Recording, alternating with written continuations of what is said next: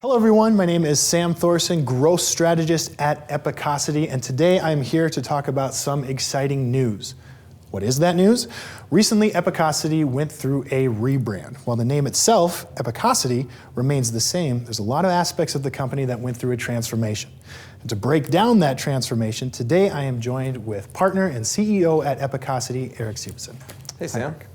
Now, I think in order for people to understand where Epicosity is today, I think it would be helpful if they maybe got a story or a sense of where Epicosity started from, where they came from. Right. So could you talk a little bit about Epicosity's history and what ultimately led to the rebrand today?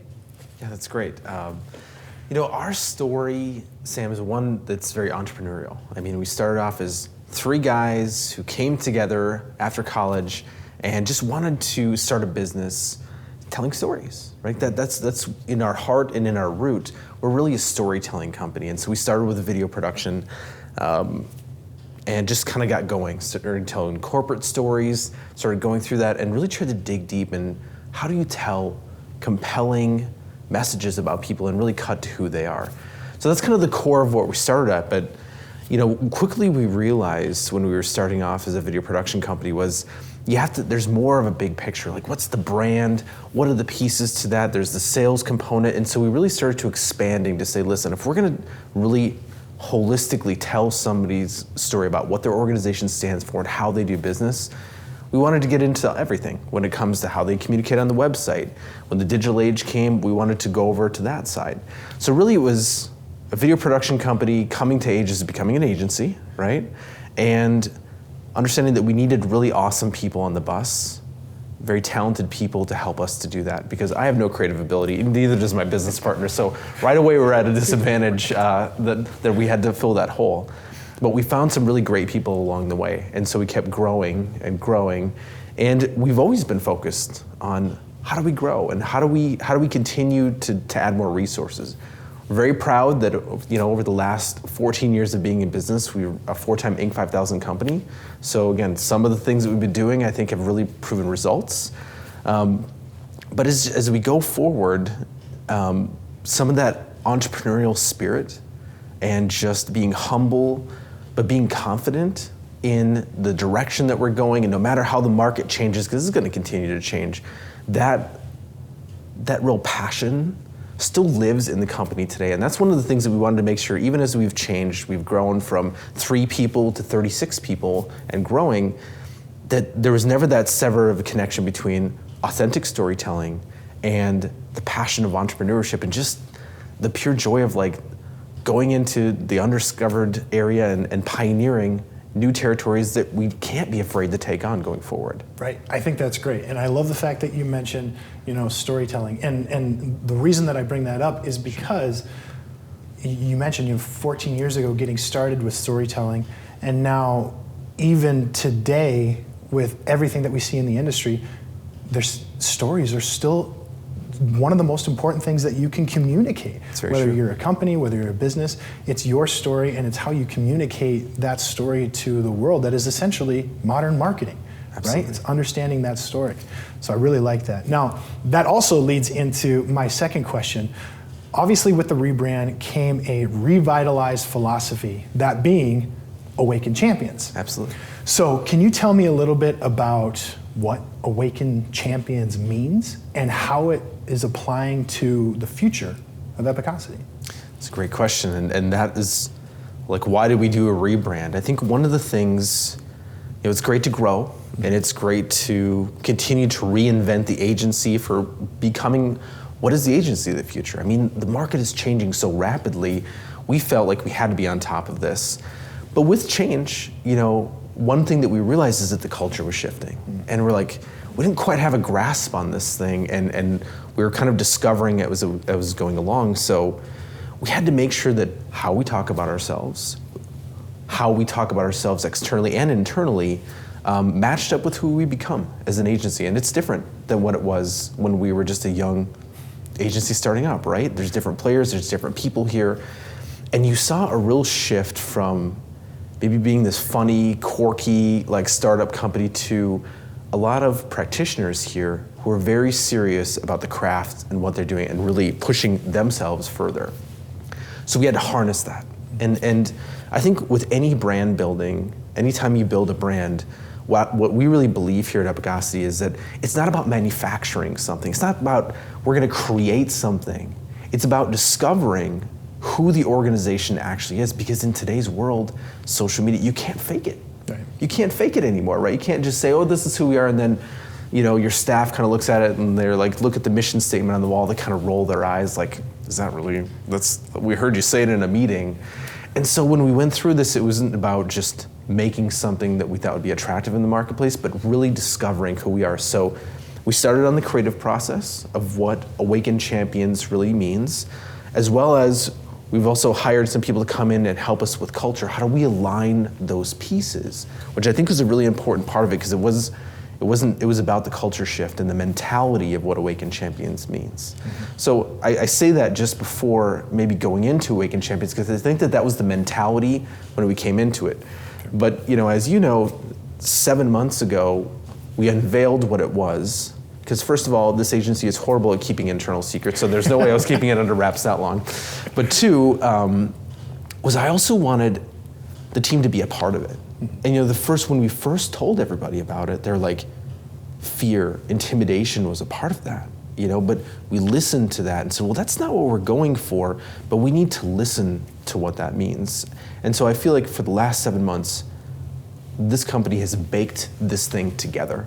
And I think that it was a unique experiment for us to just do it our way and just have fun with that. But really what Awaken Champions means, I think, to the company and to the people within it is that, if I could say it very simply, it's just show up to be the best version of yourself. We talk about you could do anything with your career, but you really only have one choice. You have to choose how you engage, how you would react to every situation. And I think, in this year, COVID-19 has kind of taught us, like, you don't really know what the world's gonna throw at you, right? So if you can be the best version of yourself and you show up every day to accomplish that, whether you can bring your all that day or if you have a bad day, no matter what the world throws at you, if we get that right every single day, I feel like that's what's going to perpetuate us forward, because Awaken Champions also means, as a Midwest company, that we're going to continue to push further than maybe other people will. One of the key lines in the brand itself is push yourself, us, and also our clients further than you think you can go, right? There's a potential within us that we want to awaken. And so I think that's really one of the important things, and that's how it plays into the future, is that we don't know where the market's gonna go. Marketing is changing rapidly. I love the term you said, Sam, which is modern marketing. Like, what does that mean today?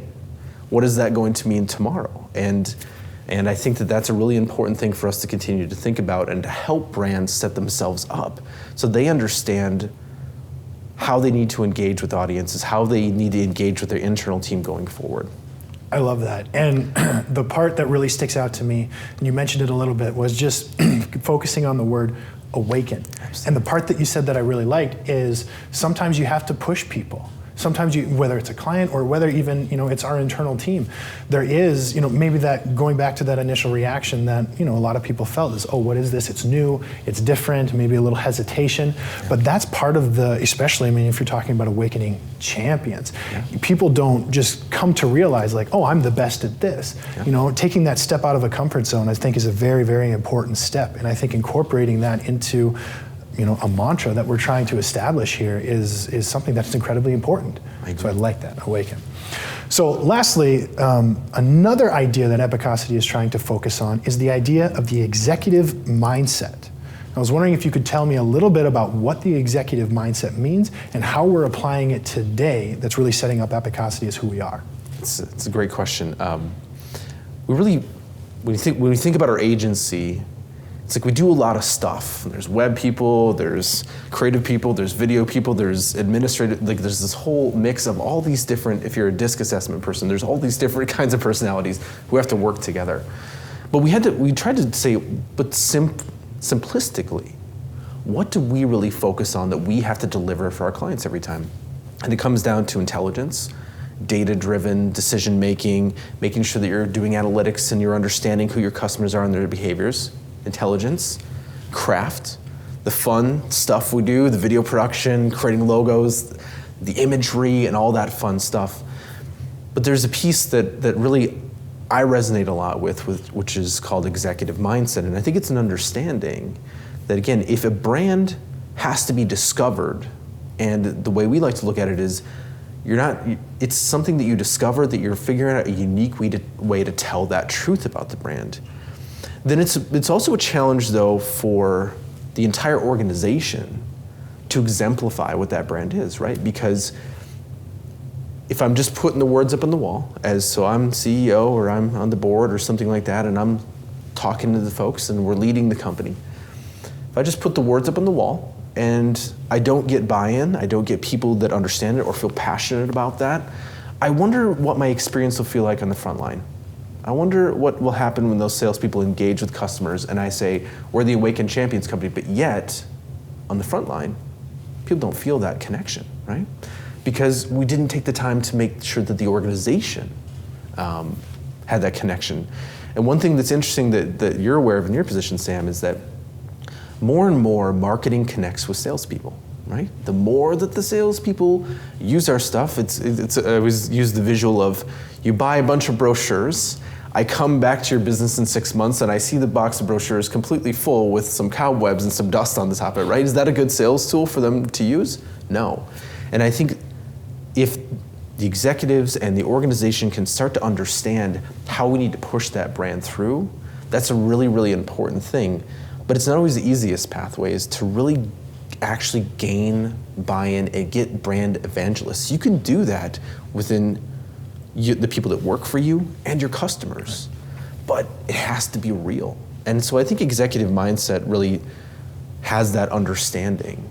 And again, some people come to us and say, we want to make this digital transformation. We're going to rely on intelligence and doing this.